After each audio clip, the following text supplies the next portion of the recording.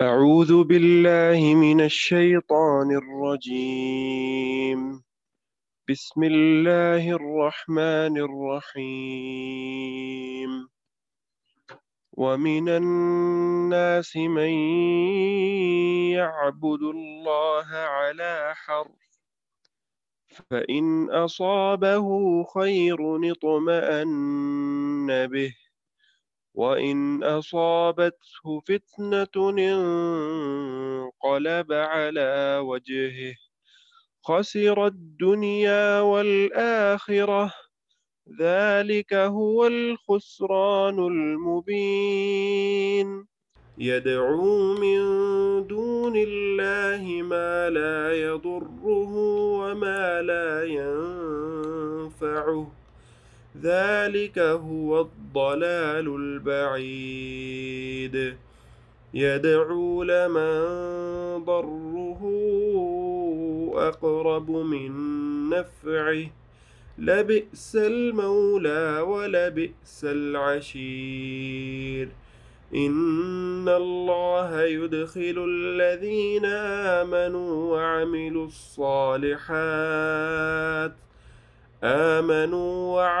الصالحات جنات تجري من تحتها الأنهار. إن الله يفعل ما يريد. من كان يظن أن لن ينصره الله في الدنيا والآخرة فليمدد بسبب إلى السماء ثم ليقطع، فلينظر هل يذهبن كيده ما يغيظ. وكذلك أنزلناه آيات بينات وأن الله يهدي من يريد.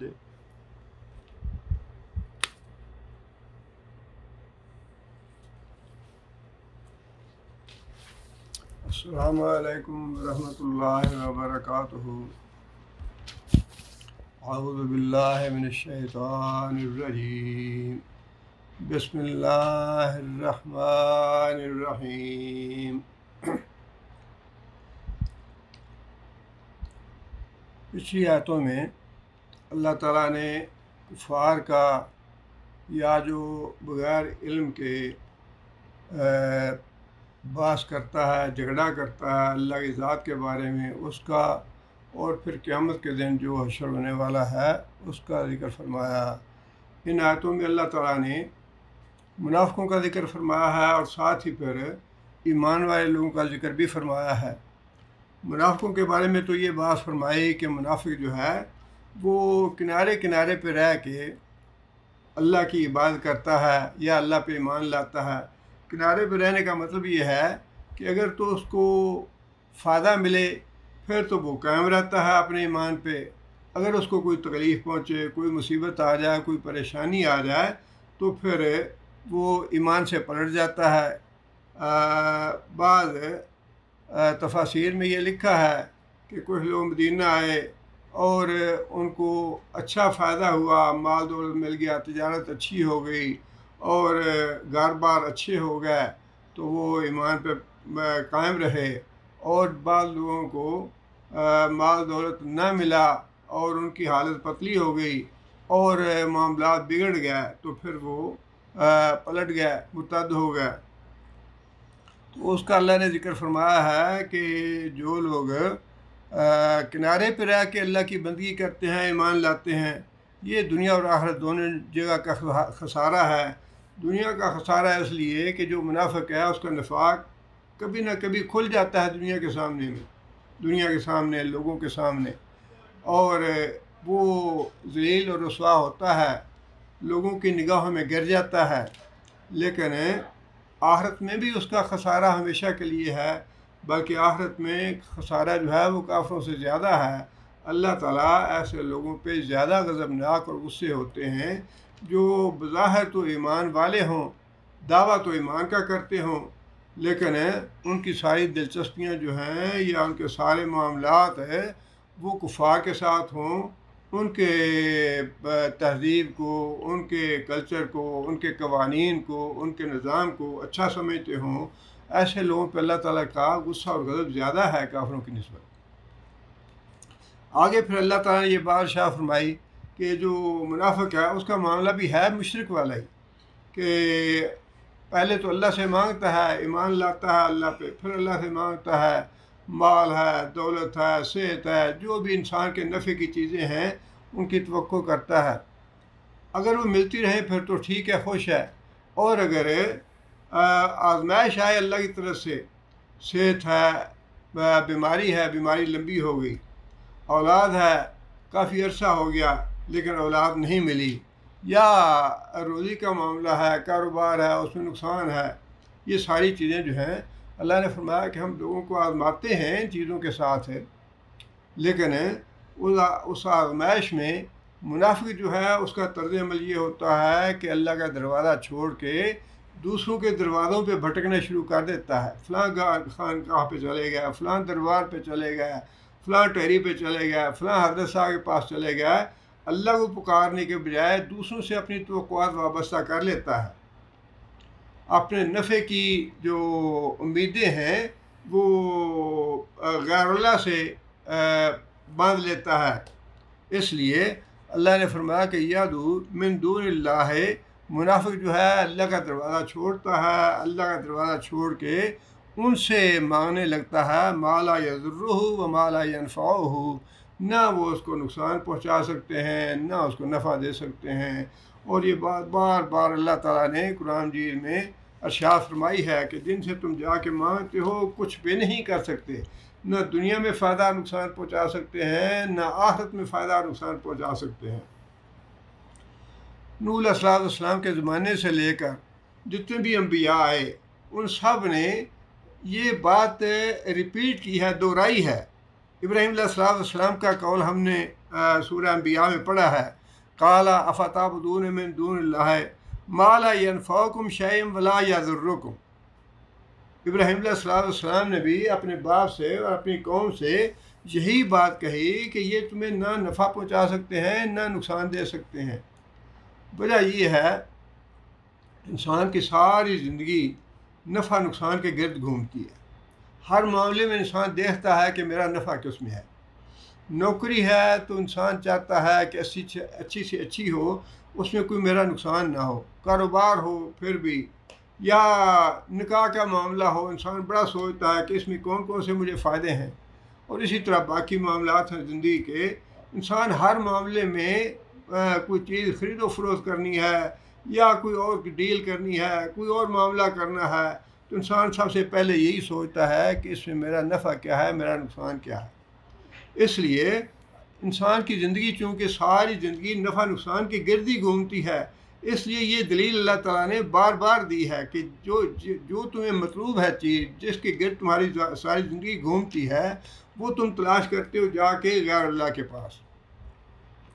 خانقاہوں میں جا کے، بارگاہوں پہ جا کے، درباروں پہ جا کے، دوسرے لوگوں کے پاس جا کے۔ اللہ فرماتے ہیں ما لا یضرہ و ما لا ینفعہ، وہ نہ تمہیں نقصان پہنچا سکتے ہیں نہ تمہیں فائدہ پہنچا سکتے ہیں۔ اور یہ بات نبی صلی اللہ علیہ وسلم نے بھی بڑی تاکید کے ساتھ بار بار ارشاد فرمائی، اللہ کے علاوہ کوئی نفع نقصان نہیں دے سکتا۔ حضرت عبداللہ بن عباس کو رضی اللہ تعالیٰ عنہ نے یہ بات ارشاد فرمائی کہ بیٹا میں تمہیں دو باتیں کہہ رہا ہوں، ان کو یاد رکھنا، دو باتیں ہیں ان کو یاد رکھنا، اللہ بھی تمہیں یاد رکھے گا، اگر تم ان کی حفاظت کرو گے اللہ تمہاری حفاظت کرے گا۔ اذا سألت فاسأل اللہ، کہ جب تم نے سوال کرنا ہو، کوئی چیز مانگنی ہو تو اللہ تعالیٰ سے مانگو۔ وَإِذَا اسْتَعَنْتَ فَاسْتَعِنْ بِاللَّهِ، اور اگر مدد مانگنی ہو تو وہ بھی صرف اللہ سے مانگو، اللہ کے علاوہ کسی سے مدد نہ مانگو، کسی سے سوال نہ کرو۔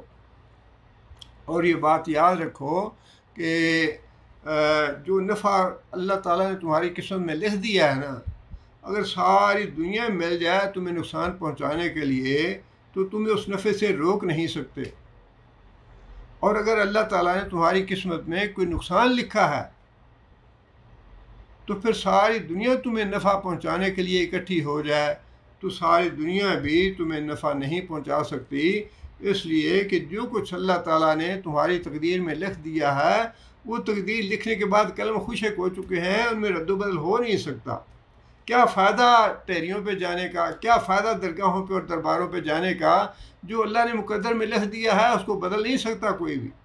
نہ کوئی انسان بدل سکتا ہے، نہ کوئی ولی اللہ بدل سکتا ہے، نہ کوئی نبی بدل سکتا ہے، نہ کوئی فرشتہ بدل سکتا ہے۔ لکھی ہوئی تقدیر جو ہے وہ کوئی بدل نہیں سکتا، سوائے اس کے کہ انسان اللہ تعالیٰ کسی کی تقدیر بدلنا چاہے، اس کو دعا کی توفیق عطا فرما دے اور انسان اللہ سے دعا کرے، اس دعا کے نتیجے میں اللہ تعالیٰ اس کی تقدیر بدل دے، اور وہ دعا بھی اس کی تقدیر میں لکھی ہوگی کہ اس آدمی نے یہ دعا کرنی ہے تو میں نے اس کی یہ تقدیر بدل دینی ہے۔ وہ ہے سارا معاملہ اللہ کے ہاتھ میں، کسی اور کے ہاتھ میں نہیں ہے۔ اس لیے فرمایا کہ جو منافق آدمی ہے اس کا طرز عمل یہ ہے، کنارے پہ رہتا ہے، اگر ملتا رہے فائدہ اس کو تو پھر ٹھیک ہے، اللہ کے ساتھ لو لگا رکھے گا۔ اگر اللہ سے نہیں ملتا یا آزمائش آتی ہے، اللہ روک لیتا ہے کوئی چیز، کوئی اس پہ مصیبت اور تکلیف آ جاتی ہے تو پھر وہ اللہ کی بجائے غیر اللہ کے پاس توقعات وابستہ کر لیتا ہے اور ان کے ہاں جانا شروع کر دیتا ہے، ٹہریوں پہ، خانقاہوں پہ، درباروں پہ، اور ان سے جا کے مانگتا ہے۔ اللہ فرماتے ہیں ذالک هو الضلال البعید، یہ جو بڑی دور کی گمراہی ہے، جہاں کہیں بھی اللہ تعالیٰ نے یہ بات ارشاد فرمائی کہ دور کی گمراہی میں چلا گیا آدمی۔ دور کی گمراہی یہ ہے، ایک ہے نزدیک کی گمراہی، ایک ہے دور کی گمراہی۔ نزدیک کی گمراہی یہ ہے کہ انسان اس گمراہی میں کچھ سوچ بچار کر کے واپس پلٹ آئے، وہ نزدیک کی گمراہی ہے۔ دور کی گمراہی وہ ہے جس سے پلٹنا انسان کے لیے ممکن نہ ہو، جس سے پلٹنا انسان کے لیے اتنا آگے نکل جائے گمراہی میں کہ اب وہاں سے واپس آنا جو ہے اس کے لیے ممکن نہ رہے، اللہ اس کی ہدایت کے راستے بند کر دے۔ یہ جو شرک ہے نا، اللہ کو چھوڑ کے دوسروں کے دروازوں پہ چلے جانا، یہ اللہ تعالیٰ کو بڑی ناگوار ہے، اور اللہ یہ فرماتے ہیں کہ بندہ شرک کر کے مجھے گالی دیتا ہے۔ اس لیے اللہ نے فرمایا کہ یہ ایسی گمراہی ہے کہ جس سے واپس آنا انسان ممکن نہیں ہے۔ آگے ایک اور بات ارشاد فرمائی، یدعو لمن درہ اقرب من نفعہ، اور پھر یہ جو پکارنا ہے نا غیر اللہ کو، اللہ کو چھوڑ کے کسی دوسرے کو مشکل کشا یا حاجت روا بنا لینا، اپنی مرادیں ان سے مانگنا، ان سے مدد طلب کرنا، اللہ فرماتے ہیں درہ اقرب، اس کا جو نقصان ہے وہ تو فوری ہے۔ درباروں پہ اور خانقاہوں پہ مدد مانگنے کے لیے جانا اور ان سے اپنی مرادیں مانگنے کے لیے جانا، اللہ فرماتے ہیں اس کا نقصان تو فوری ہے۔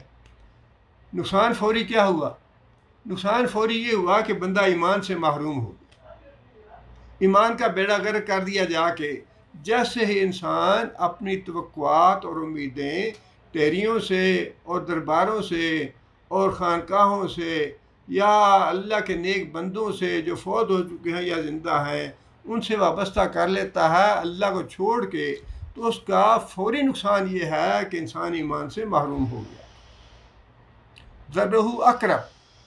اس کا نقصان فوری۔ آگے فرمایا کہ من نفع ہی، باقی رہی بات نفع کی، فائدے کی، کہ جس مقصد کے لیے وہ ٹہری پہ گیا ہے یا خانقاہ پہ گیا ہے یا پیر صاحب کے پاس گیا ہے اولاد لینے کے لیے یا کاروبار کے فائدے کے لیے یا صحت حاصل کرنے کے لیے، اللہ فرماتے ہیں کہ اس کے فائدے کی بات جو ہے وہ تو پھر غیر یقینی بات ہے۔ غیر یقینی کا مطلب یہ ہے کہ دو ہی صورتیں ہیں۔ ایک صورت تو یہ ہے کہ اس کو وہاں سے فائدہ حاصل ہو جائے، جس مراد کے لیے، جس مقصد کے لیے وہ گیا ہے وہاں پہ، اچھا بیمار تھا یا اولاد نہیں تھی، اولاد کے لیے گیا ہے وہ۔ اب دو ہی صورتیں ہیں، یا تو اولاد مل گئی وہاں سے یا نہیں ملی۔ نہیں ملی تو اس کا مطلب یہ ہے کہ وہ اللہ تعالیٰ کی طرف سے مردود ہو گیا، اللہ نے اس کی جو ناکام کر دی، جو عقیدہ تھا یا جو اس کی مراد تھی، جو اس کا مقصد تھا، اس میں بھی اس کو نفع نہیں ہوا، اور اگر اس کو نفع مل جاتا ہے وہاں سے، اس کا مطلب یہ ہوا کہ وہ عملاً فتنے میں پڑ گیا۔ اگر ٹہری کے پہ جانے کے بعد، خانقاہ پہ جانے کے بعد، دربار پہ جانے کے بعد دو ہی صورتیں ہیں نا، کہ یا تو اس کو اس کی مراد ملے گی یا نہیں ملے گی۔ نہیں ملی تو پھر تو نقصان ہی نقصان ہوا، اور اگر مل گئی تو اس کا مطلب یہ ہے کہ اس کو اللہ نے اور بھی فتنے میں ڈال دیا، اس کا عقیدہ شرک کا اور بھی پکا ہو گیا کہ یہاں سے ملتا ہے۔ ہاں جی، جا کے تو دیکھیں آپ، وہاں نظریات مان کے تو دیکھیں آپ، وہاں چڑھاوا چڑھا کے تو دیکھیں آپ، ضرور ملے گا۔ تو یہی بات اللہ نے کہی کہ نفع جو ہے وہ دونوں صورتیں ہیں اس کی، اس کو نفع ہو بھی سکتا ہے اور اس کو نفع نہیں بھی ہو سکتا۔ نہیں ہوا تو وہ تو پھر سراسر نقصان ہو گیا، ایمان بھی گیا اور دنیا بھی گئی۔ اور اگر نفع مل گیا تو اس صورت میں بھی اللہ فرماتے ہیں کہ شرک کے نتیجے میں اس کا عقیدہ اور بھی پکا ہو جائے گا کہ یہاں سے واقعی ملتا ہے، جس کا مطلب یہ ہے کہ اللہ نے اس کو فتنے میں ڈال دیا کہ اب تم اسی فتنے میں مبتلا رہو، اب تمہاری ہدایت کا راستہ بند ہو گیا ہے۔ یہ ہے جو اللہ نے فرمایا نا کہ هو الضلال البعید، دور کی گمراہی۔ جب انسان شرک میں مبتلا ہوتا ہے، اللہ کا در چھوڑ کے دوسرے در پہ جاتا ہے، تو پھر اللہ بھی اس کی واپسی کا راستہ، ہدایت کا راستہ بند کر دیتے ہیں۔ آگے فرمایا لبئس المولا ولبئس العشیر، بہت ہی برا ساتھی، برا دوست اور برا ساتھی۔ کون؟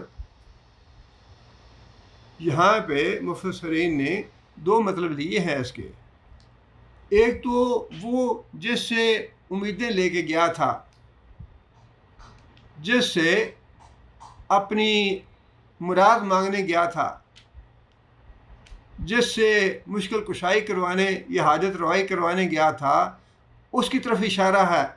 کہ وہ تو بہت ہی برا ثابت ہوا۔ برا اس اعتبار سے کہ دنیا میں تو ممکن ہے کہ کچھ اس سے فائدہ ہو گیا ہو، لیکن آخرت میں جب جائے گا اور جہنم میں دیکھے گا، خود بھی جہنم میں جائے گا اور اپنے معبود کو، مشکل کشا کو، حاجت روا کو بھی جہنم میں دیکھے گا، تو وہاں پھر جا کے کہے گا کہ تم تو بہت ہی برے ساتھی تھے، بہت ہی برے دوست ثابت ہوئے تم میرے۔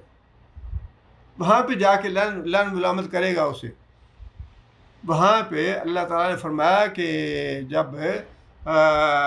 اس طرح کے جو مشرک لوگ ہیں جہنم میں چلے جائیں گے اور وہاں پہ ان کے حاجت روا اور مشکل کشا بھی موجود ہوں گے، تو اللہ تعالیٰ سے دعا کریں گے وہاں جہنم میں۔ دعا یہ کریں گے ربنا ارنا الذین اضلانا من الجن والانس، یا اللہ جن لوگوں نے ہمیں دنیا میں گمراہ کیا تھا ذرا انہیں ہمارے حوالے کرو،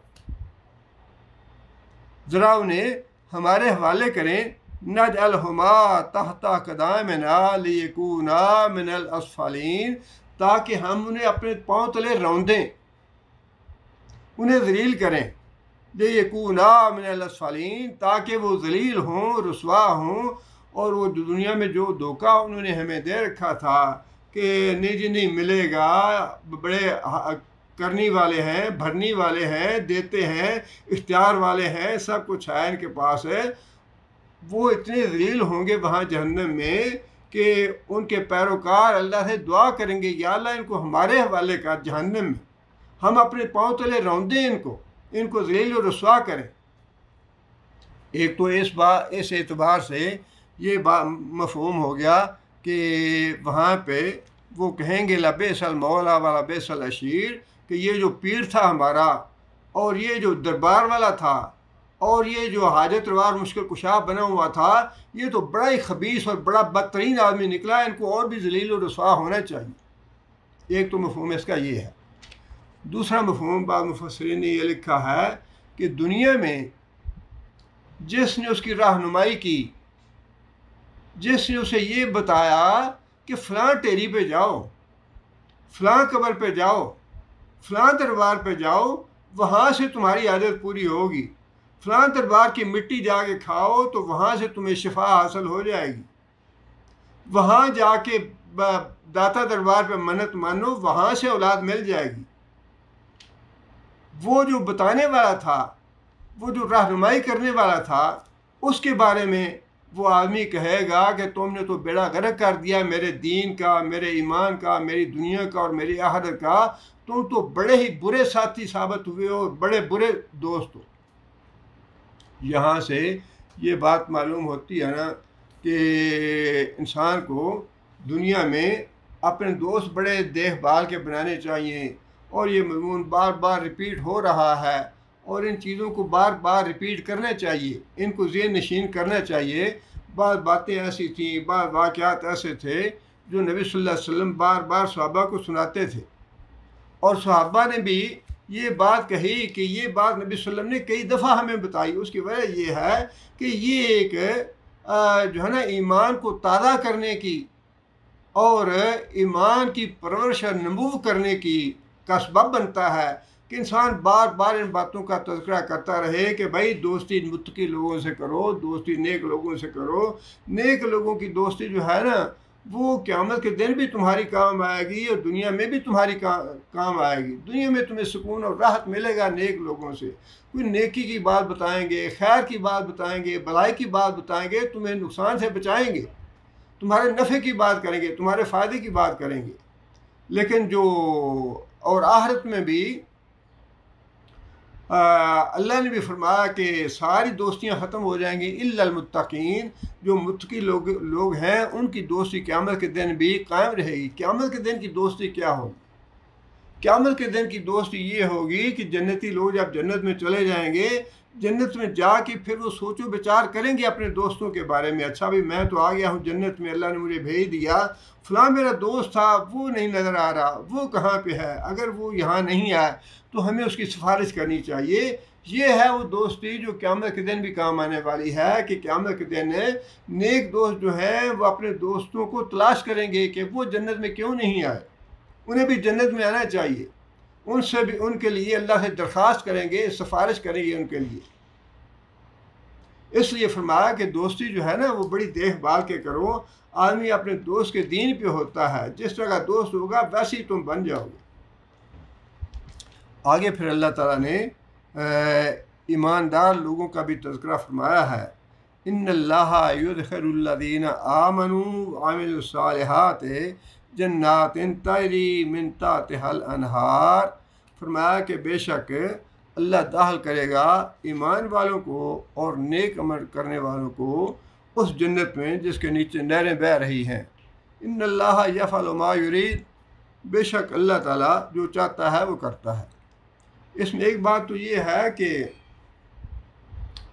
جو ایمان مطلوب ہے نا، ایمان وہ ہونا چاہیے، ویسے کلمہ زبان سے پڑھ لینا اور اس کے بعد وہ تو اللہ تعالیٰ نے پچھلی آیتوں میں ذکر کر دیا نا کہ ایمان بھی لے آئے اللہ پہ، کلمہ بھی پڑھ لیا، پھر درباروں پہ چلے گیا، خانقاہوں پہ چلے گیا، یہ آدمی منافق ہے، اور اس کا جو انجام ہے وہ بھی اللہ نے بتا دیا۔ اب یہاں جن لوگوں کا تذکرہ ہے یہ وہ لوگ ہیں جن کے بارے میں اللہ تعالیٰ نے خود یہ بات ارشاد فرمائی، ان الذین قالوا ربنا اللہ ثم استقاموا، کہ جو لوگ ایک دفعہ جنہوں نے کہہ لیا کہ ہمارا رب جو ہے وہ اللہ ہے، ایمان لے آئے اپنے اللہ پہ، ثم استقاموا، پھر پکے ہو گیا اس پہ، مصیبت آئی، تکلیف آئی، بیماری آئی اور کوئی آزمائش آ گئی، بس اللہ کا دروازہ چھوڑا نہیں، اللہ کے در پہ ہی پڑے رہے۔ ٹھیک ہے، جو اللہ نے ہمارے نصیب میں لکھا ہے وہی ملے گا، اس کے علاوہ ہمیں کوئی اور چیز نہیں مل سکتی، بس اللہ پہ ایمان لے آئے اور اللہ کے دروازے پہ پڑے رہے، اللہ کے بن کے رہے، اللہ سے وفا کیا۔ دیکھیں نا حضرت ابراہیم علیہ السلام کے بارے میں یہ اللہ تعالیٰ نے کیوں بات ارشاد فرمائی، ابراہیم اللہ دی وفا، کہ ابراہیم وہ ہے اللہ سے وفا کی، اللہ ابراہیم علیہ السلام، یہ اللہ چاہتے ہیں کہ اس طرح کا ایمان ہونا چاہیے۔ اللہ تعالیٰ خود کہیں کہ میرے بندے نے مجھ سے وفا کی ہے۔ نبی صلی اللہ علیہ وسلم کو بھی نبی صلی اللہ علیہ وسلم نے صحابی کو بتایا کہ جو افضل ایمان ہے وہ کیا ہے، بہترین ایمان، اللہ کا پسندیدہ ایمان کیا ہے؟ فرمایا کل آمنت باللہ ثم استقم، بس اللہ پہ ایمان لے آؤ پھر اس پہ ڈٹ جاؤ۔ دنیا کی کوئی طاقت تمہیں ادھر سے ادھر نہ کر سکے۔ مصیبتیں ہیں، پریشانیاں ہیں، تکلیفیں ہیں، بس یہ سمجھو کہ لن یصیبنا الا ما کتب اللہ لنا۔ ٹھیک ہے، یہ مصیبت اور تکلیف جو ہے اللہ کی طرف سے آئی ہے ہمارے اوپر ہے، اور اللہ کے علاوہ اسے کوئی دور نہیں کر سکتا، اللہ کے علاوہ کوئی اسے ہٹا نہیں سکتا۔ اللہ کا دروازہ چھوڑ کے نہ بندہ کہیں جائے، یہ ہے وہ ایمان۔ اور پھر عامل صالحات بھی وہ نہیں ہیں جو بندہ اپنے ذہن سے بنا لے کہ یہ نیک عمل ہے۔ لنگر خانے کھول دے لیکن نمازیں نہ پڑھے، لنگر خانے کھول دے لیکن ویسے شرک کرتا رہے، یتیم خانے کھول لے اور ویسے انسان جو ہے وہ اپنے ایمان میں کمزور ہو یا بدعت کرتا ہو یا شرک کرتا ہو، وہ نہیں، بلکہ وہ اعمال صالح جن کو اللہ کے رسول نے صالح فرمایا ہے، جو اللہ کے رسول سے ثابت ہیں، وہ اعمال جو ہیں وہ نیک اعمال ہیں۔ ان کا نتیجہ یا ان کی جزا ہے یہ کہ اللہ تعالیٰ جنت میں بھیجے گی ان کو۔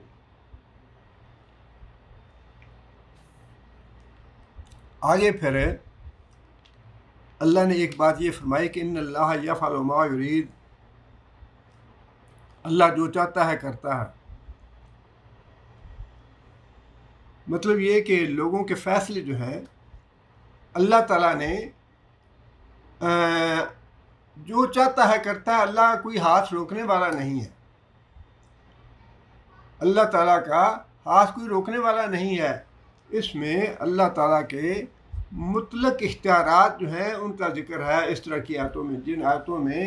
اس طرح کا مضمون ہے کہ اللہ جو چاہتا ہے کرتا ہے، اللہ جسے چاہتا ہے ہدایت دیتا ہے، جسے چاہتا ہے گمراہ کرتا ہے، اللہ تعالیٰ اپنی مرضی کا مالک ہے۔ ان آیات کا مطلب یہ ہے کہ اللہ تعالیٰ کی ذات جو ہے نا، اس کے منشا کے خلاف کوئی اللہ کو مجبور نہیں کر سکتا، اللہ جو چاہتا ہے کرتا ہے۔ اللہ کا نہ کوئی ہاتھ روک سکتا ہے، نہ کوئی اللہ کسی کو پکڑ لے تو کوئی چھڑا نہیں سکتا، جو اللہ چاہتا ہے کرتا ہے۔ لیکن یہ اللہ تعالیٰ کا قانون جزا سزا نہیں ہے کہ اللہ جو چاہے کر دے، جو ایسے کرتا نہیں ہے اللہ تعالیٰ کہ جسے چاہے بغیر سوچے سمجھے جہنم میں بھیج دے، جسے چاہے بغیر سوچے سمجھے اس کو جنت میں بھیج دے۔ اللہ کرنا چاہے تو کر سکتے ہیں، لیکن اللہ کا قانون جزا سزا یہ نہیں ہے۔ اللہ کا قانون جزا سزا جو ہے وہ وہی ہے، فَمَن يَعْمَلْ مِثْقَالَ ذَرَّةٍ خَيْرًا يَرَهُ وَمَن يَعْمَلْ مِثْقَالَ ذَرَّةٍ شَرًّا يَرَهُ، کہ جو نیک اعمال کرو گے ان کا بدلہ بھی لے لو گے، ان کا انعام اور جزا پا لو گے، اور جو برے اعمال کرو گے ان برے اعمال کی سزا بھگتو گے۔ قانون جزا سزا یہی ہے۔ لیکن اس آیت میں اللہ تعالیٰ نے اپنے مطلق اختیارات کا ذکر فرمایا ہے کہ میں جو چاہتا ہوں کرتا ہوں، مجھے کوئی روکنے ٹوکنے والا نہیں ہے، اور کوئی دوسرا کسی دوسرے کے ہاتھ میں نفع نقصان دیا نہیں اللہ نے، نہ کوئی کسی کو پہنچا سکتا ہے۔ اللہ جس کو نفع دینا چاہتا ہے نفع دیتا ہے، جس کو اللہ نقصان پہنچانا چاہتا ہے نقصان پہنچاتا ہے۔ اللہم لا مانع لما اعطیت ولا معطی لما منعت ولا ينفع ذا الجد منک الجد۔ کسی آدمی کی عزت یا بزرگی یا دولت اللہ کی پکڑ سے بچا نہیں سکے گی کسی۔ آگے پھر اللہ تعالیٰ نے ایک بڑی سخت قسم کی مثال دی ہے اسی حوالے سے، من کان یظن لن ینصرہ اللہ فی الدنیا والآخرہ، جو آدمی یہ سمجھتا ہے اللہ اس کی دنیا اور آخرت میں مدد نہیں کرے گا، فلیمدد بسبب الی السماء، اسے یہ چاہیے کہ وہ آسمانوں کی طرف ایک رسی پھینکے، ثم الیقطع، پھر آسمان میں جا کے شگاف ڈالے، سوراخ کرے، فلینظر، اور پھر وہ دیکھے نتیجہ اس کا، ہل یذہبن کیدہ ما یغیظ، کہ جو چیز اس کو جس بات پہ غصہ ہے کیا وہ اس چیز کو پا لیتا ہے۔ یہ اصل میں اس آیت کا جو مفہوم ہے وہ یہ ہے کہ اگر کوئی آدمی بہت ہی نالاں ہو، بڑا ہی اسے غصہ ہو کہ اللہ نے میری قسمت میں اولاد کیوں نہیں لکھی، اللہ نے میری قسمت میں بیٹیاں ہی کیوں لکھی ہیں، اللہ نے مجھے غریب کیوں ہی بنایا ہے، اللہ نے میرے اوپر یہ آزمائش کیوں ڈالی ہے، اللہ نے مجھے یہ تکلیف کیوں دی ہے؟ اگر کوئی آدمی اللہ تعالیٰ سے ناراض ہوتا ہے تو اللہ تعالیٰ فرماتے ہیں کہ تم جتنا بس لگا سکتے ہو، جتنا چارہ کر سکتے ہو، جو بھی جتن کر سکتے ہو کر دیکھو۔ اس کا مفہوم یہ ہے، ورنہ آسمان پہ نہ تو کوئی رسی ڈال سکتا ہے، نہ آسمان میں جا کے سوراخ کر سکتا ہے۔ یہ تم اس کا مطلب یہ ہے کہ زیادہ سے زیادہ جو تمہارے بس میں ہے وہ کر گزرو، اپنی تقدیر کو بدل سکتے ہو تو بدل لو۔ جو جس بات پہ تم اللہ سے ناراض ہو اور اللہ کو چھوڑ کے دوسروں کے دروازے پہ گیا ہو، کسی ٹہری پہ گیا ہو، خانقاہ پہ یا دربار پہ گیا ہو، اللہ فرماتے ہیں کہ دربار، خانقاہ، ٹہریاں یہ چھوڑو، بلکہ تم آسمان پہ رسی ڈالو، آسمان کے اوپر چڑھ جاؤ، آسمان میں جا کے سوراخ کر دو، اور پھر دیکھو کہ جس چیز سے میں نے تمہیں محروم کیا ہے کیا تم وہ حاصل کر سکتے ہو؟ میں نے تمہیں اولاد نہیں دی، پھر آسمان پہ جا کے سوراخ کر کے اگر اولاد حاصل کر سکتے ہو اس طرح تو کر لو، اگر اس طرح تم صحت حاصل کر سکتے ہو تو کر لو، اگر اس طرح تم بیٹی حاصل کر سکتے ہو تو ذرا کر کے دکھاؤ مجھے۔ اس آیت کا مفہوم یہ ہے کہ انسان اللہ تعالیٰ کی تقدیر میں اس قدر بندھا ہوا ہے،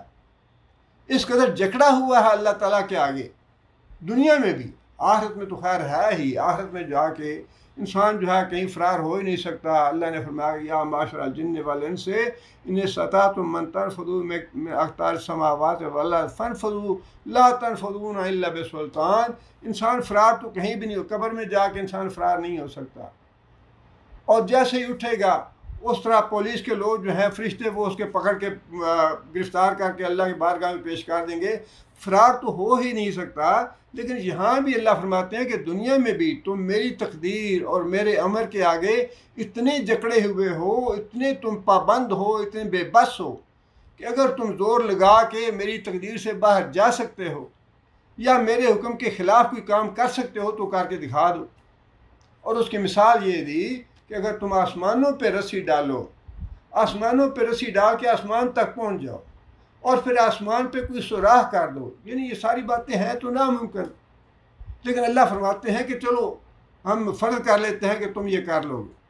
یہ کر کے بھی تم دیکھ لو کہ کیا تم اپنی تقدیر کو بدل سکتے ہو۔ میں نے تمہاری تقدیر میں اولاد نہیں لکھی، اب تم جاتے ہو ٹہریوں پہ اور داتا دربار پہ جاتے ہو، عبد القادر جیلانی کے دربار پہ جاتے ہو، ساری دنیا کے ڈاکٹر پھیر لیے تو ہم نے، سب کچھ کر دیکھا تو ہم نے، میں نے تمہاری قسمت میں نہیں لکھی اولاد، اب اگر تمہارے بس میں ہے یہ تو پھر اولاد حاصل کر کے دیکھ لو، جتنا بھی بس لگا سکتے ہو، آسمان تک پہنچنا چاہتے ہو تو آسمان پہ پہنچ کے بھی دکھا دو کہ میں نے جو تمہاری تقدیر میں بات لکھ دی ہے اس کو اگر تم تبدیل کر سکتے ہو، اس میں رد و بدل کر سکتے ہو تو ذرا کر کے دکھاؤ مجھے۔ یعنی انسان کی جو انتہائی بے بسی ہے نا، اس میں دراصل جو اللہ کو چھوڑ کے دوسرے دروازے پہ جانے والی بات ہے، اس کی انتہائی مذمت اور اس کی انتہائی اللہ تعالیٰ نے حقارت کے ساتھ مثال دی ہے کہ اے انسان تو بڑا سختی بے بس ہے، تو بالکل پابند ہے میری تقدیر کا، میری تقدیر سے ادھر ادھر کچھ بھی نہیں کر سکتا۔ اس لیے جو اللہ کے نیک بندے ہیں نا، ان کا طرز عمل یہی ہوتا ہے کہ نقصان بھی ہو جائے تو وہ یہ کہتے تھے کہ ہاں ہماری یہی مرضی تھی یا اللہ، جو تو نے کر دیا ہے ہم یہی چاہتے تھے۔ نفع ہوا تب بھی اللہ کا شکر ادا کیا کہ ہاں یا اللہ تیرا فضل ہے، تیرا کرم ہے، تو نے ہمیں یہ نعمت دے دی ہے، تو نے نفع دے دیا ہے۔ لیکن اگر نقصان ہو گیا تو اس پہ بھی رنجیدہ نہیں ہوئے، بلکہ اس کو بھی اپنی مرضی سمجھ لیا، ہے تو اللہ کا حکم، ہے تو اللہ کی مرضی، لیکن اس کو اپنی مرضی سمجھ لیا کہ میری بھی مرضی بھی یہی تھی یا اللہ۔ اس لیے کہ انسان جو ہے وہ تقدیر کے بندھن میں اس قدر جکڑا ہوا ہے کہ انسان ذرہ برابر بھی ادھر سے ادھر نہیں ہو سکتا۔ انسان کی موت کا جب وقت آتا ہے وَلَن يُؤَخِّرَ اللَّهُ نَفْسًا إِذَا جَاءَ أَجَلُهَا، ایک لمحہ، ایک سیکنڈ جو ہے نا، وہ بھی انسان اگر چاہے کہ کم ہو جائے یا زیادہ ہو جائے تو نہیں ہوگا۔ انسان جس طرح انسان اپنی زندگی پہ، پیدائش پہ قادر نہیں ہے، اسی طرح انسان اپنی موت پہ بھی قادر نہیں ہے۔ انسان مرنا چاہے موت نہیں آئے گی، انسان زیادہ زندہ رہنا چاہے تو زیادہ زندگی نہیں ملے گی۔ انسان کی بے بسی کا ذکر فرمایا کہ دوسرے درباروں پہ مشکل کشا کوئی بھی نہیں ہے، اور ایسے ٹھوکریں بار بار کھانے کی، ادھر ادھر ٹھوکریں کھانے کا فائدہ کوئی نہیں ہے۔ اللہ کا دامن تھامے رکھو گے تو اسی میں خیر اور بھلائی ہے۔ آگے یہ فرمایا کہ وَكَذَلِكَ أَنزَلْنَاهُ آيَاتٍ بَيِّنَاتٍ وَأَنَّ اللَّهَ يَهْدِي مَن يُرِيدُ وَكَذَلِكَ أَنزَلْنَاهُ آيَاتٍ بَيِّنَاتٍ، اور اسی طرح ہم نے یہ جو قرآن مجید ہے اس کی آیتیں بڑی کھول کھول کے واضح کر کے بیان کی ہیں، لیکن یہدی من یرید، اللہ تعالیٰ ان آیتوں سے ہدایت اسے ہی دیتا ہے جسے چاہتا ہے۔ یہ یہاں پہ چاہنا جو ہے نا، یہ اس کا مطلب یہ نہیں ہے کہ اللہ تعالیٰ معاذ اللہ کو اندھی تقسیم سے چاہتے ہیں، بلکہ اللہ تعالیٰ اپنے علم اور حکمت سے چاہتے ہیں۔ اللہ تعالیٰ اپنے ان اللہ کان علیما حکیما ما تشاءون الا ان یشاء اللہ، تم وہی کر پاؤ گے جو اللہ چاہے گا، لیکن ان اللہ کان علیما حکیما،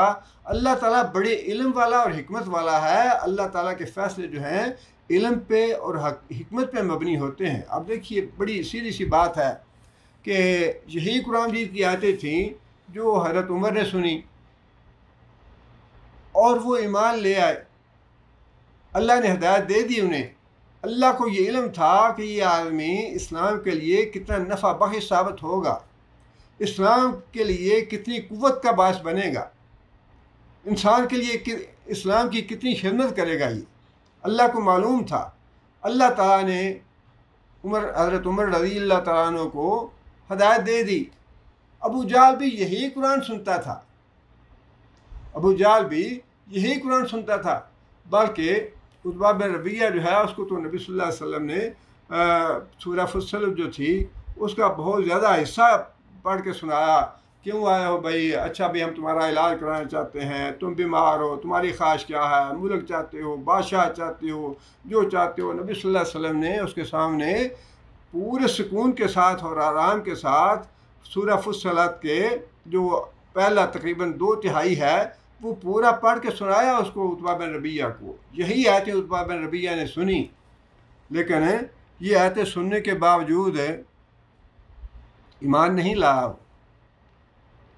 لیکن یہی قرآن کی آیتیں تھیں۔ حضرت زماد ازدی جو تھے انہوں نے چند آیتیں سنی قرآن مجید کی اور کہنے لگے کہ یہ قرآن جو ہے یہ تو بڑا میٹھا کلام ہے، دل میں اتر جانے والا کلام ہے، مجھے اور پڑھ کے سنا ہے، اور سن کے مسلمان ہو گیا۔ حضرت ابو ذر غفاری اپنے بھائی کو بھیجا کہ جاؤ مکے، کہ سنا وہاں پہ ایک آدمی نے نبوت کا اعلان کیا ہے، ذرا خبر لے کے آؤ کیا کہتا ہے وہ، کوئی سن کے آؤ اس سے بات۔ تو بھائی گیا وہاں پہ، لیکن حضرت ابو ذر غفاری جو تھے انہیں تسلی نہ ہوئی۔ بھائی واپس آیا، بتا کہنے لگے مجھے تمہاری بات سے تسلی نہیں ہوئی، میں خود جانا چاہتا ہوں۔ خود گئے، جا کے سنی قرآن مجید کی آیتیں، اور قرآن مجید کی آیتیں سنتے ہی وہاں مسلمان ہو گیا۔ اللہ فرماتے ہیں کہ یہ قرآن مجید کی آیتیں ہیں، نازل کرتے ہیں سب کے لیے، سارے لوگوں کے لیے یہ ہدایت ہے، واعظ ہے، نصیحت ہے۔ یا ایھا الناس قد جاءتکم موعظۃ من ربکم، واعظ آ گیا تمہارے رب کی طرف سے پوری دنیا کے لوگوں کے لیے، لیکن پوری دنیا کے لوگوں کے لیے ان معنوں میں نہیں ہے کہ اب سارے لوگ ایمان لے آئیں گے، بلکہ اللہ فرماتے ہیں کہ جو فی الواقع تڑپ رکھتا ہے، جس کے دل میں واقعی خواہش ہے، جو فی الواقع نفع بخش ہوگا، اس کو میں یہ دوں گا، اس کو ان سے ہدایت ملے گی، دوسروں کو ہدایت نہیں ملے گی۔ جس کا مطلب یہ ہوا کہ ہمیں اللہ تعالیٰ سے ہدایت کی مشکل دعا مانگتے رہنے چاہیے اور تڑپ رکھنی چاہیے کہ یا اللہ میں ہدایت کا طالب ہوں، یا اللہ میں ہدایت کا محتاج ہوں، یا اللہ مجھے اس مشکل میں، اس پریشانی میں، یا اللہ تیری رہنمائی کی ضرورت ہے، یا اللہ میری رہنمائی فرما۔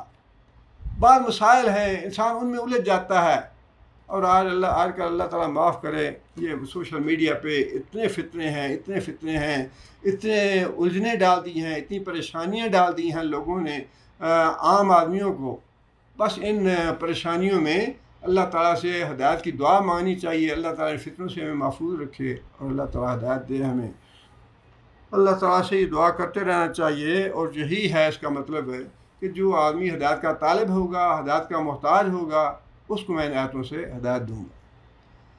ربنا ظلمنا أنفسنا وإن لم تغفر لنا وترحمنا لنكونن من الخاسرين ربنا آتنا في الدنيا حسنة وفي الآخرة حسنة وقنا عذاب النار ربنا هب لنا من أزواجنا وذرياتنا قرة أعين واجعلنا للمتقين إماما ربنا اصرف عنا عذاب جهنم إن عذابها كان غراما إنها ساءت مستقرا ومقاما اللهم أيد الإسلام والمسلمين اللهم أعز الإسلام والمسلمين اللهم أذل الشرك والمشركين اللهم دمر أعداء الدين اللهم نور قلوبنا بنور الإيمان اللهم ثبتنا على الإسلام اللهم اغفر لجميع المؤمنين والمؤمنات الأحياء منهم والأموات ربنا تقبل منا إنك أنت السميع العليم وتب علينا إنك أنت التواب الرحيم سبحان ربك رب العزة عما يصفون وسلام على المرسلين والحمد لله رب العالمين.